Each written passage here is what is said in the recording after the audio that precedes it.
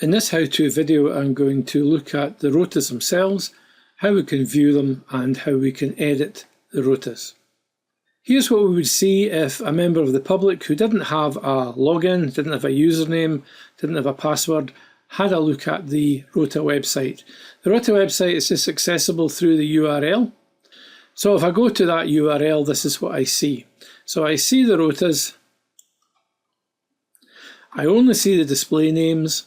I can't edit anything. I can't change anything. What I can do though is I can look at the rota as a calendar view, in which case I see which days there are rotas. So for instance, if I go to the 31st, that's the coffee morning, and I see just the rota for the coffee morning. These two buttons here allow me to filter by either the teams or the events. So at the moment, if I look at filtering, I'm seeing all of the teams in here. Let's say I'm just interested in the AV team, so I uncheck each of these. What I then see is just the rota for the AV team. So if I only serve in the AV team, I only want to see that, then I can do that. I can see there's a filter applied because there's a little filter symbol there. So I'll go back and I'll show all, and that takes me back to the full rota.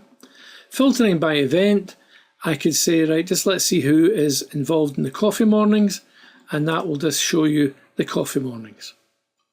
Can I just stress so that there is no editing facility here, there's no way anybody can change anything or get access to any of the information about the people in the rota. Let's now see what a user would see. So let's log in as a user. And the user I've logged in as is Rachel Wood.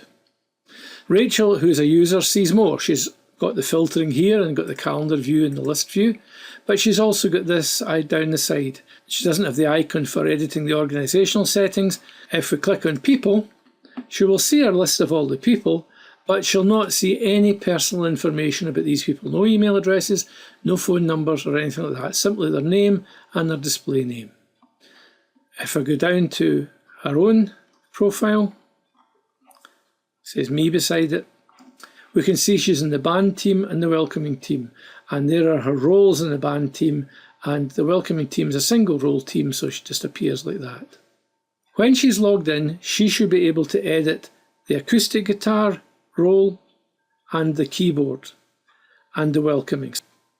If we click on teams, she can see what the teams are, go in and look and see who's in the team, but she can't edit anything. She can't do any assigning people to the team. She can't change their roles. She can't do anything like that.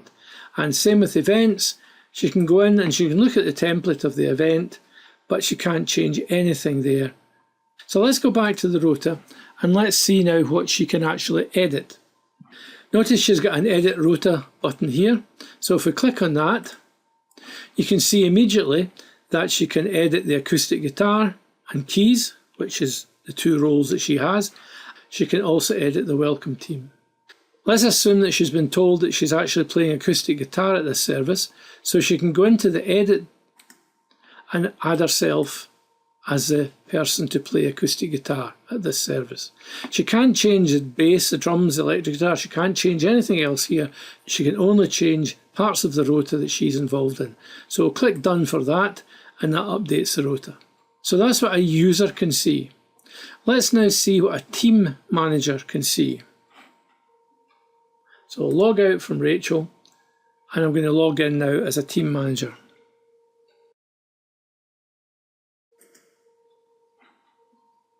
Now I've logged in as Peter Gould, and Peter Gould is the team manager for the AV tech team. If I go to people, and I go down and find him in here, you'll see that he's the AV team manager, and he has three roles in there. He's on the PC, recording and sound desk. So let's go back to the rota and let's see what he can edit in here. So if we go edit rota, he now has the ability to edit entirely the AV team rota. So he can go in and make any changes he wants to the people in the AV team rota because he manages that team. He doesn't have any ability to edit anything else because it's only the AV team that he manages. If we go to teams, The only team that he's able to edit is the AV team. So we'll click on there. He can change the name of the team. He can add people, and he can also assign them to roles. So let's say Dylan is going to be added to this team, and Dylan wants to work on the PC. So we'll put him on the PC role, and that's him added. Team managers are set by the organisational admin, so a team manager can't change who is the team manager of the team. You can also create new roles, and you can assign people to that role. So in effect, the team manager has complete control over the team that they manage. In events, all he will see is the template of the event. He won't be able to edit anything there. Let's go on now and see what the admin can do in terms of editing the rota. So I'm now logged in as the admin. I've got full control over the editing of the rota.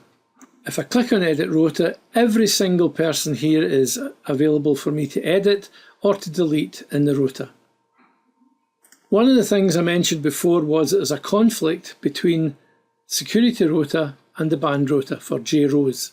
JROs is in both. Sometimes the conflict is not an issue. So if we had a different setup where, let's say you had a person who was a reader in the service on the rota for that, and on the welcoming team, there'd be no reason why they couldn't do both of these functions, because the welcoming team, they're at the door. Once the service starts, they can come in, and when it's time to do the reading, they can get up and do the reading. There's no issue with it.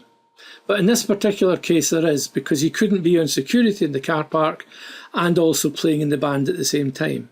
So the solution would be to find out who can take over the role of either security here or the electric guitar here. And we know that Joel is quite happy to do the duty instead. And as soon as I do that, the yellow triangles disappear and the conflict has been resolved. One of the other things I haven't touched on yet is notes. There's an overall notes here for the whole event, but there's also notes for each of the individual teams. Now these are publicly viewable, so you need to be careful of what information you put in these notes. So to put in information in notes for the event, it's only been able to be done by the admin. So you click on there and you click edit, and you could say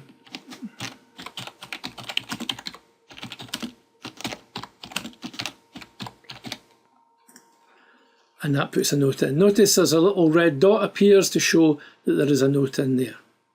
If it was just to be a note for a particular team, you can click on there and we can say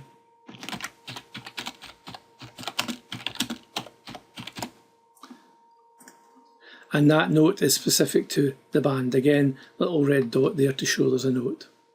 Just to show that these are available to the public, if I log out, you'll notice that both the note for whole event and that is visible to the public.